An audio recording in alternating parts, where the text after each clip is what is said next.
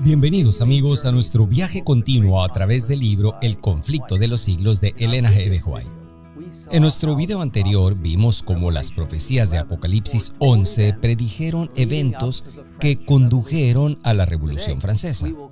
Hoy continuaremos ese estudio y creo que se sorprenderán al ver cómo se cumplió exactamente la profecía. Al mirar Apocalipsis 11, retomamos el versículo 7 y continuamos con los versículos 8 y 10. Cuando hayan acabado, es decir, los dos testigos del Antiguo y Nuevo Testamento de los que hablamos en nuestro video anterior, cuando hayan acabado su testimonio, la bestia que sube del abismo hará guerra contra ellos y los vencerá y los matará.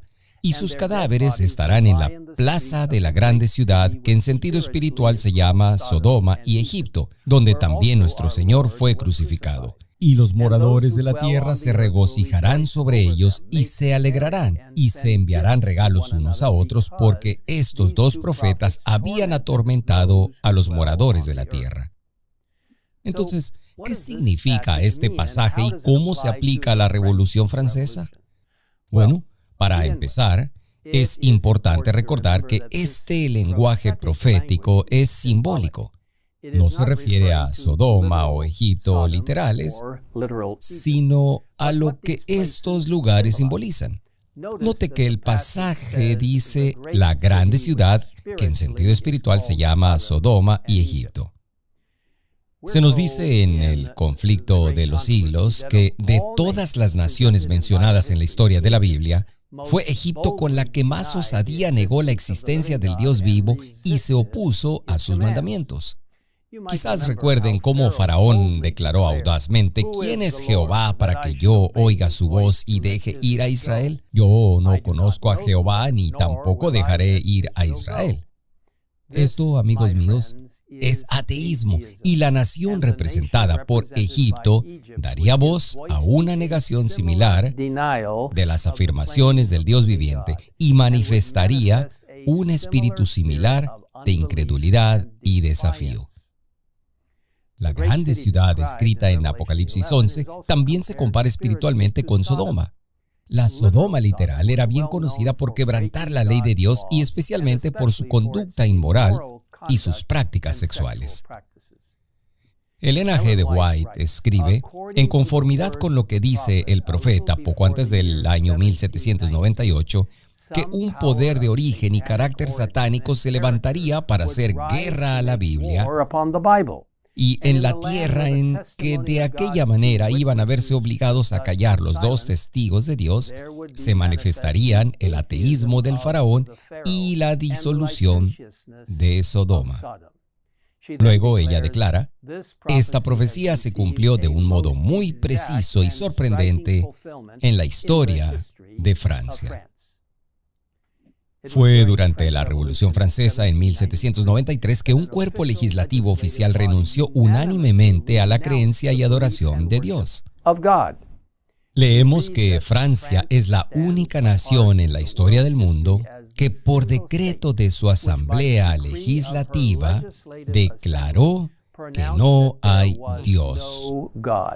Cosa que regocijó a todos los habitantes de la capital y entre una gran mayoría de otros pueblos cantaron y aceptaron el manifiesto. En Apocalipsis 11, versículo 8 leemos, y sus cadáveres, refiriéndose a las Escrituras, estarán en la puerta de la grande ciudad que en sentido espiritual se llama Sodoma y Egipto, donde también nuestro Señor fue crucificado. ¿Qué significa esta frase, donde también nuestro Señor fue crucificado? Leemos que en Francia se cumplió también este rasgo de la profecía. En ningún otro país se había desarrollado tanto el espíritu de enemistad contra Cristo. En la persecución con que Francia afligió a los que profesaban el Evangelio, crucificó también a Cristo en la persona de sus discípulos. Durante siglos, la sangre de los mártires se derramó en Francia. Los valdenses, los albigenses y los valientes hugonotes Todos intentaron llevar la luz del Evangelio a su país, pero fueron considerados como fuera de la ley y se les cazaba como a fieras. La persecución de los protestantes en Francia culminó bajo Luis XIV, un católico devoto que era conocido como el Rey Sol. Luis XIV aprobó lo que se conoció como la Masacre de San Bartolomé, una de las masacres más sangrientas y despiadadas de todos los tiempos. Aquella terrible matanza que duró 7 días en París y luego, por orden especial del rey, se extendió a las provincias y se prolongó durante 2 meses. Al final, perecieron 70,000 del pueblo fiel de Dios. Jóvenes, ancianos, ricos y pobres, hombres, mujeres y niños. Se nos dice que cuando la noticia de la masacre llegó a Roma, hubo gran regocijo. El cañón de San Ángelo tronó en alegres salvas. Se oyeron las campanas de todas las torres. Innumerables fogatas convirtieron la noche en día. El escenario estaba listo para la sangrienta Revolución Francesa.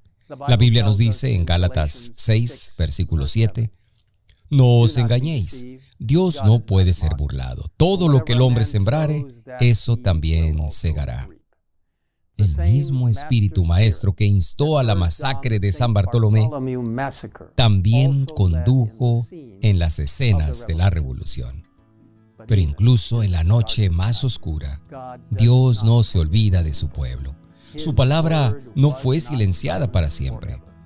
Como veremos en nuestro próximo video, su luz surgió de las cenizas y brilló más intensamente que nunca, trayendo esperanza y valor a las vidas de millones. Los invito a orar conmigo ahora mismo. Padre en el cielo, danos un buen entendimiento continuo de cómo cuando las personas evitan y anulan la palabra de Dios, se producen resultados terribles. Señor, ayúdanos a aceptar tu palabra, a aceptar tus instrucciones en el Antiguo Testamento, en el Nuevo Testamento, y a entender que tienes mensajes preciosos para nosotros, directamente desde la sala del trono del cielo. Guárdanos y cuida de cada uno de nosotros espiritualmente y de cualquier otra manera, para que podamos, al igual que muchos otros en el pasado, defender la verdad bíblica sin importar lo que enfrentemos.